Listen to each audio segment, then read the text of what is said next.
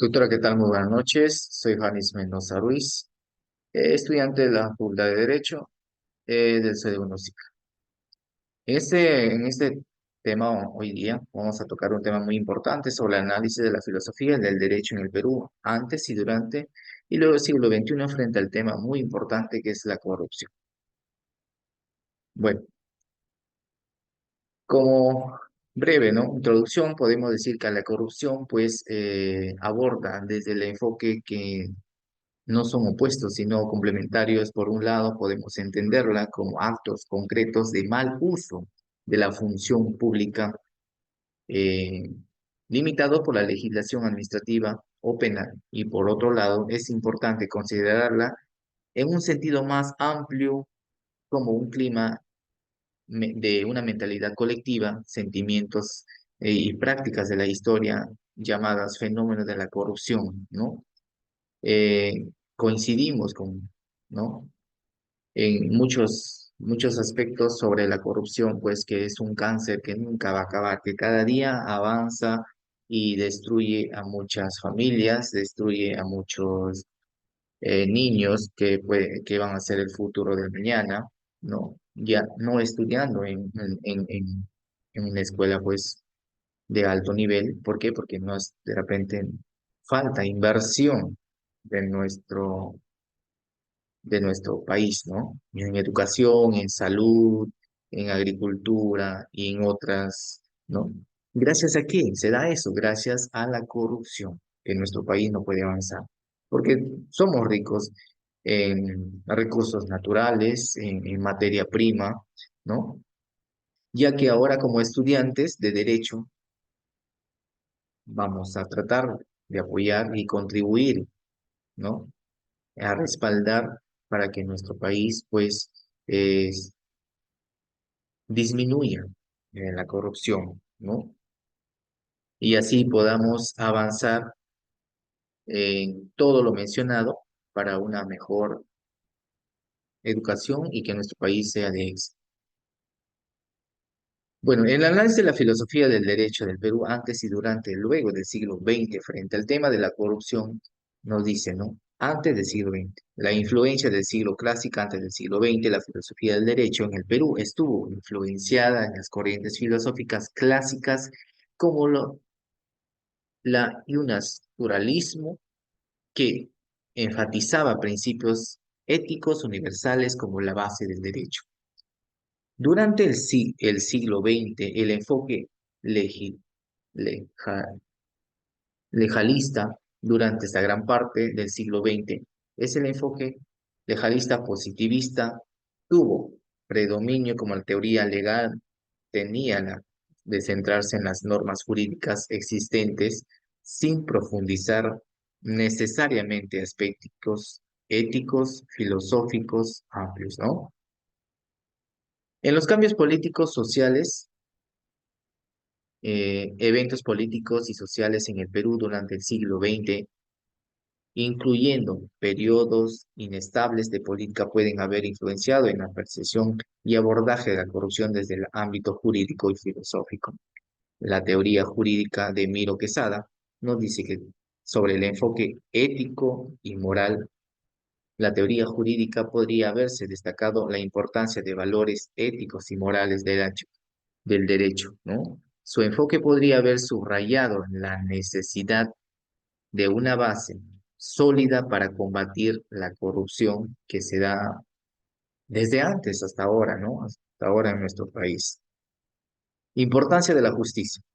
Podría haber un abogado por una justicia equitativa como medio para prevenir, sancionar la corrupción, destacando las posibilidades de ética de los actores jurídicos en la lucha contra esta gran problemática que tenemos en nuestro país. Después del siglo XX, la influencia de la filosofía contemporánea como el tiempo de los filósofos del derecho en el Perú podría haberse visto influenciada por las corrientes filosóficas contemporáneas que abordan los temas éticos sociales, proporcionando una base más sólida para abordar la corrupción desde una perspectiva jurídica. En general, el análisis de la filosofía del derecho en el Perú de la relación contra la corrupción debe considerarse solo los cambios de la teoría jurídica, sino también los contextos políticos, sociales y económicos en que han impactado la percepción del tratamiento de este fenómeno. En el Perú, desde la época de los 80, pues el segundo mayor problema de nuestra sociedad fue, ¿no? Y es la corrupción. Pues decir, ¿no? Que la corrupción es algo que cada día más deteriora a nuestro país. Nosotros como estudiantes de derecho, pues, y como un ciudadano más, y como muchos ciudadanos más que somos, tenemos que contribuir, ¿no? Con la importancia de la corrupción que influye para que nuestro país no tenga un buen desarrollo, ¿no?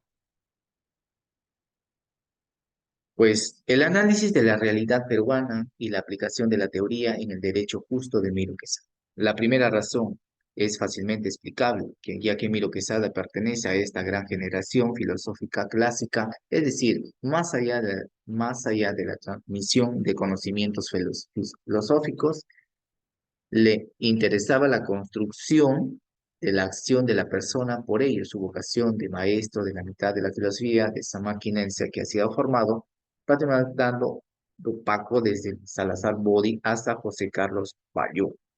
La razón segunda de la importancia econológica se ubica dentro del panorama y a entender el proceso de edificación de la historia y ideas latinoamericanas, por ende en el Perú.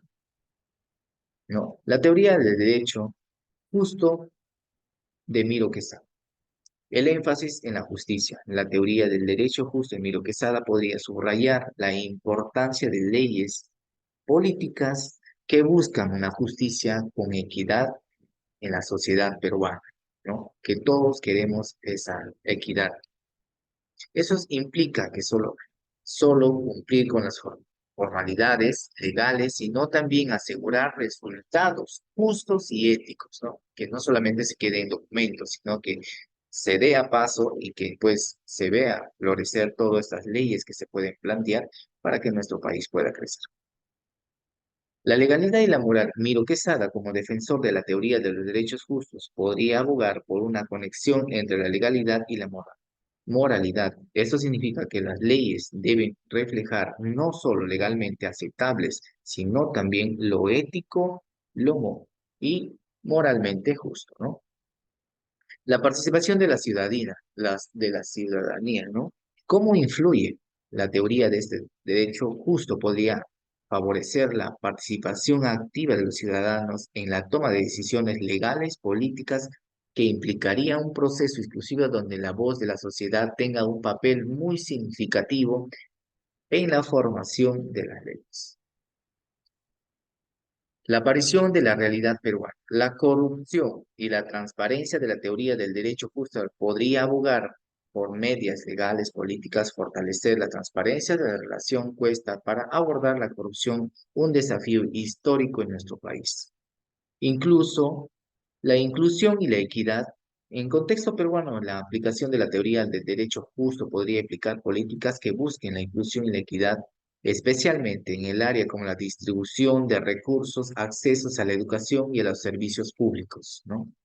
A los servicios públicos, como sea, pues, eh, un hospital, ¿no? Donde de repente la población pueda tener acceso con mayor facilidad.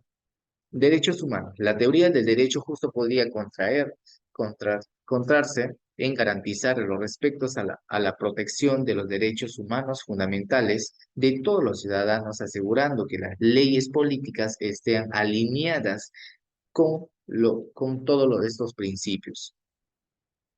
Desarrollo sostenible. Considerando el entorno natural y la importancia del desarrollo sostenible, la teoría del derecho justo podría abogar por políticas que equilibren el crecimiento económico de nuestro país y la perseveración del medio ambiente.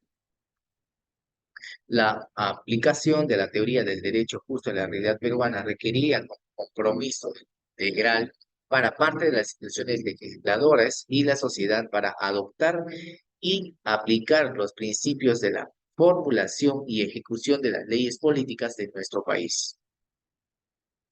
Bueno, en la conclusión, se podría decir, ¿no?, que la filosofía del derecho peruano frente al tema de corrupción destaca la importancia de fortalecer el Estado del Derecho para combatir este fenómeno que se da no solamente en nuestro país, a nivel mundial.